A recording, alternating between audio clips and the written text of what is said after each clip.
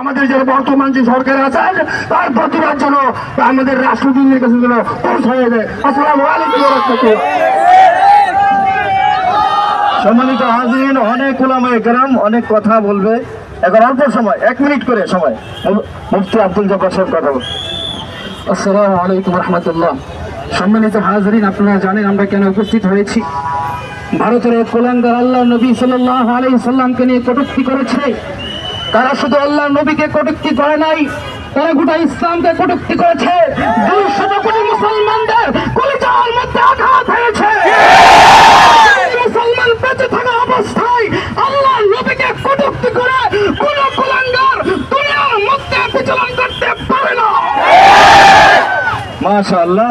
এখন বক্তব্য পেশ করেন মুফতি রিয়াজুল ইসলাম সাহেব।